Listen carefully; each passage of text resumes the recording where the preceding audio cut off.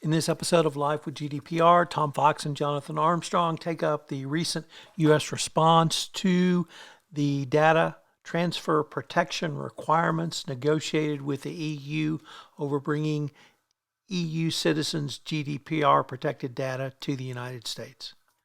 Hello, everyone. This is Tom Fox back again with Jonathan Armstrong for the now award-winning Life with GDPR. Yes, Life with GDPR was honored with a W3 award for best podcasting in personal services.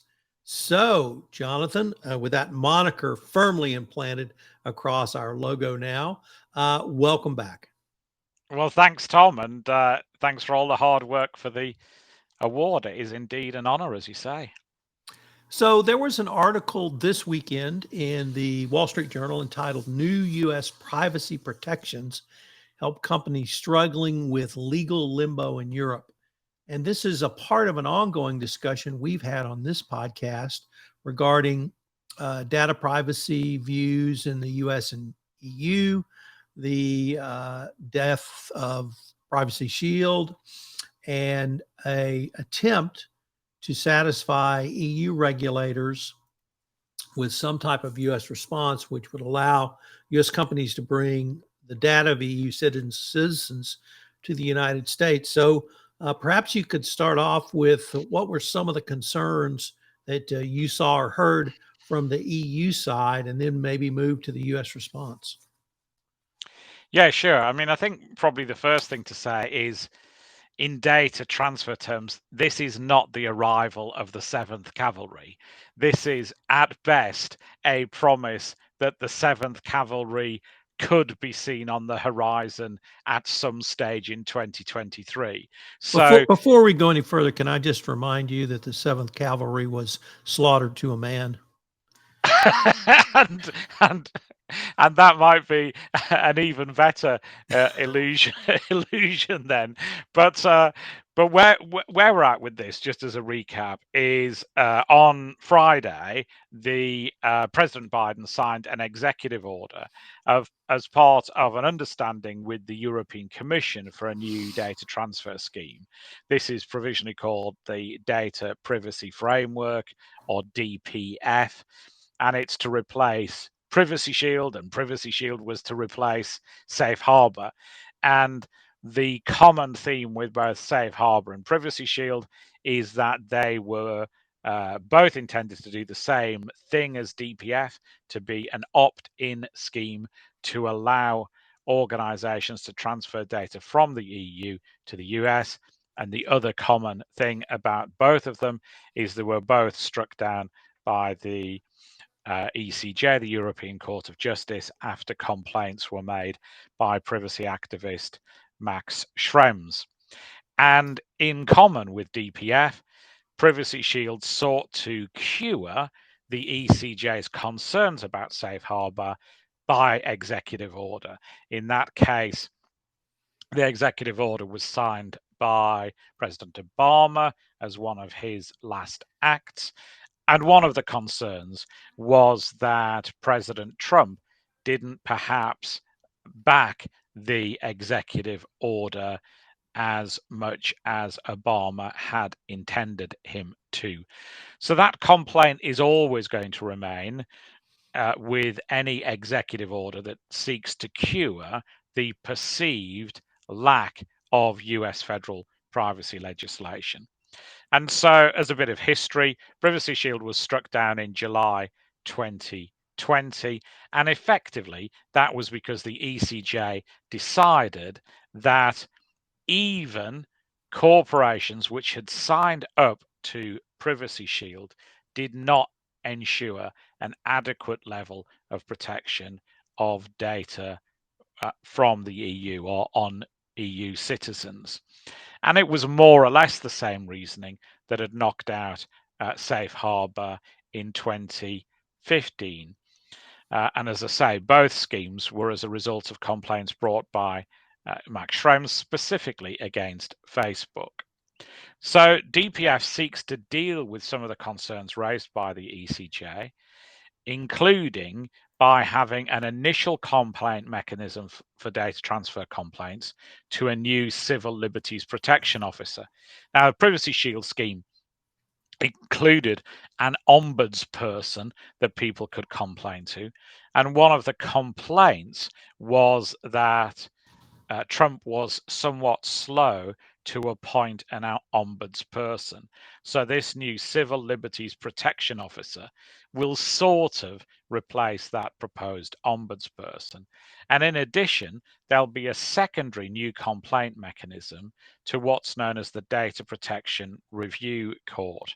Now, unfortunately, this review court probably isn't the same as what you and I might regard as a court.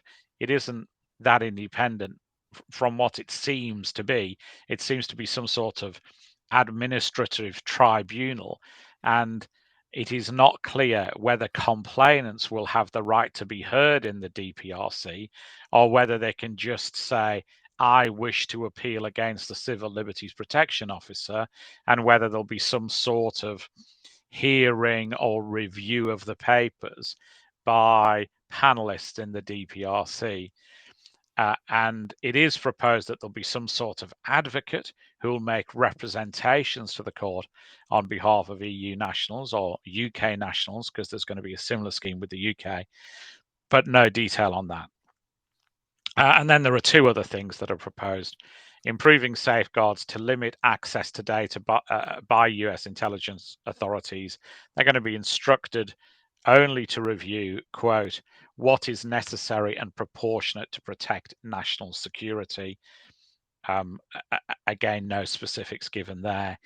And then asking US intelligence agencies to review their policies and procedures to implement the DPC scheme.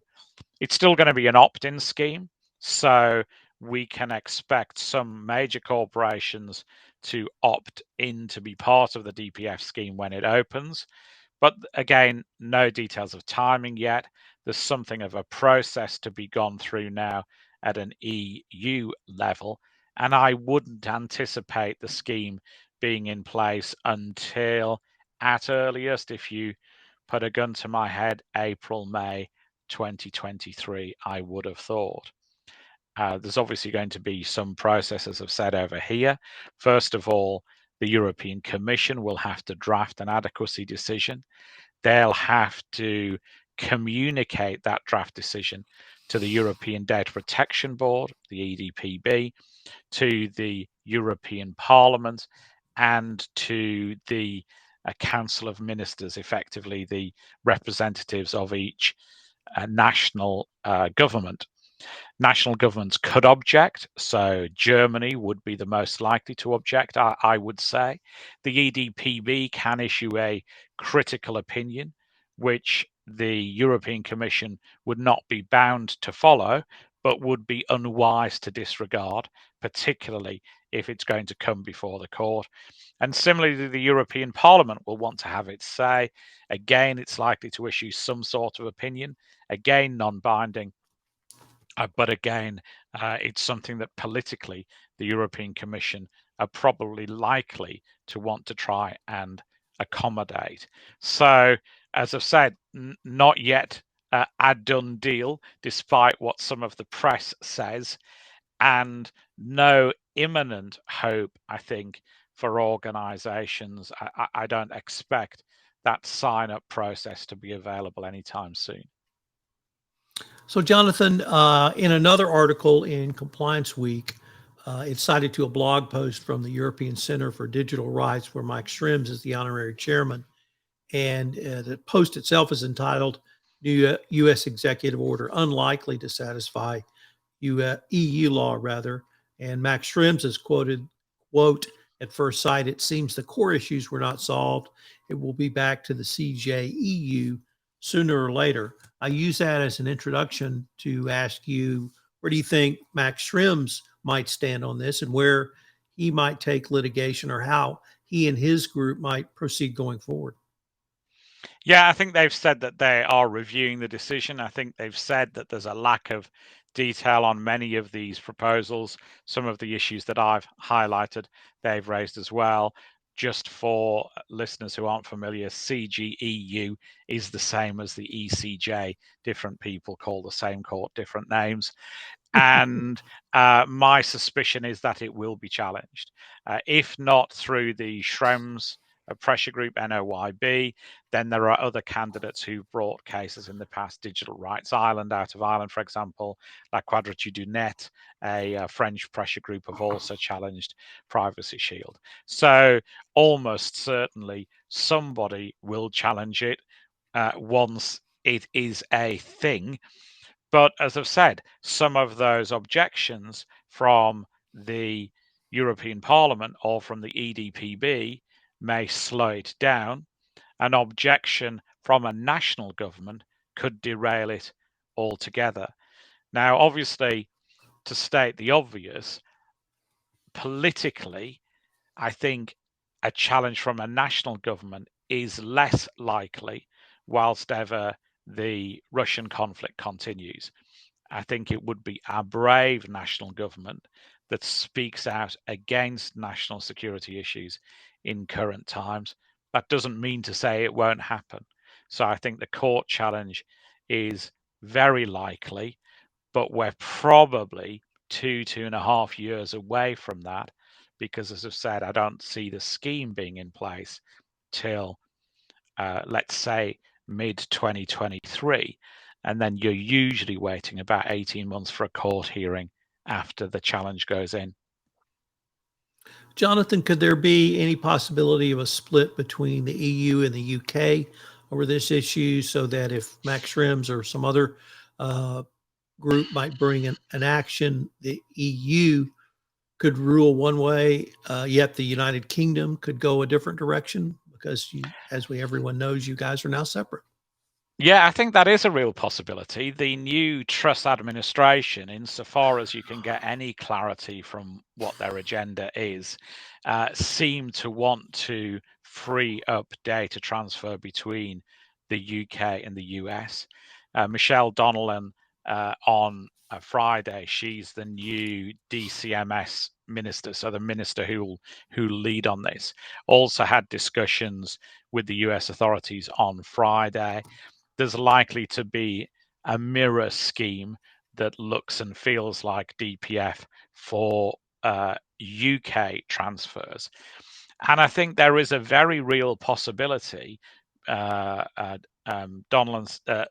said she's going to present that deal to the UK Parliament in early 2023. There is a real possibility that the UK deal gets done quicker than the EU deal. And if that is the case, then I think it could be a source of tension between the EU and the US. Obviously, the EU have an adequacy deal with the UK, but that is predicated on the UK maintaining similar standards to GDPR. So if you got to a situation where the UK had jumped the gun and done a deal with the US, but the EU authorities still had concerns about the same deal, that could also put in jeopardy the EU UK deal, if that's not a too complicated a concept to follow. Jonathan, we've touched on national security a couple of times in this podcast. And so I'd like to move to perhaps a different level of speculation, but focused on national security. Last week, I visited with another lawyer for a podcast on something called CFIUS, which is the U.S. group that reviews acquisitions of U.S. companies by foreign officials. And there's a new executive order around that. And there's something called an accepted foreign state. An accepted foreign state is a country similar, or a country outside the United States, which has a rigorous review process similar to CFIUS. And the lawyer I spoke with said that countries want that because it obviously makes the process easier for their companies who want to buy U.S. companies. But it's tied into national security in a different way than I had thought. And he talked about it in terms of the Five Eyes. The Five Eyes countries are the United States, Canada, United Kingdom, Australia, and New Zealand, who have a general agreement that we won't spy on each other. and will freely share information at the national security level. So now we heard, and so last week I talked to him about acquisitions of U.S. companies, basic trade, and we had a discussion around national security. And he said Germany wants to become one of these accepted foreign states, but it's part of their program to join the Five Eyes group. And obviously, the relationship between the United Kingdom and the United States has been called a special relationship since at least World War II. But and so we had to consider the national security issues in the context of data privacy and data protection with the United States, the United Kingdom, and the EU. And it seems to me that more traditional business issues are falling under this national security umbrella, and that people like you and I are talking about this in ways perhaps even 5 years ago we never considered. Certainly 10 years ago, we didn't think about a national security issue around data transfer unless it was national security data. Do you see this national security issue in the type of practice you have and in more general data privacy, data protection issues as well? Yeah, I mean, I think whenever you're transferring data from the UK or the EU, national security is just becoming relevant because you're having to do this. We've talked about it before on these calls. Double due diligence test post Schrems. That applies whether you're using DPF when it comes in or whether you're using standard contractual clauses, which are the most common mechanism at the moment. So whenever you transfer data somewhere, you're having to do due diligence on the organization that you transfer data to and the jurisdiction where they are based or where they're going to hold the data. And so nearly always you're looking at national security interests. This morning we've been advising a client on assessing, the powers of national security agencies in China. So you're going to have to do that analysis and either prove that the Chinese authorities won't intercept data and won't have the power to look at it, in brackets, and good luck with that, close brackets, or put in place some ways of protecting that data if you still want to do the transfer. So data transfer issues are front and center now whenever you're looking, national security issues are front and center whenever you're looking at data transfer now. And it's indicative of how big an issue it is that one of Michelle Donnellan's announcements on Friday was that there was going to be an annual meeting between the US and the UK to look at that pace of technology, etc., and other issues. So there is now going to be this annual summit to look at these issues and concerns that lie in future. So I think it's an indication, isn't it, that particularly in times of strife, security agencies are often, for the very right reasons, are very data hungry and data acquisitive. But what governments always have to realize is that the more acquisitive their security services are, the more likely that's to cause issues with a recognition of adequacy of data transfer, etc., particularly for those countries like the US that don't have federal law and rely on an executive order, almost like a presidential IOU or a presidential piggy promise to replace legislation that's been enacted by parliaments or Congress. Well, Jonathan, I often say we may be visiting this issue again, but I have to say I have 100% certainty that we'll be visiting this issue again. So until next time. Thank you, Tom. This is Tom Fox again. As I noted in the introduction of the podcast, Life with GDPR was recently honored with a W3 award for professional services. So I'd like to thank all of our listeners who helped make this the award-winning Life with GDPR podcast. I hope you'll join Jonathan and I again for our next episode of Life with GDPR. Life with GDPR is a production of the Compliance Podcast Network.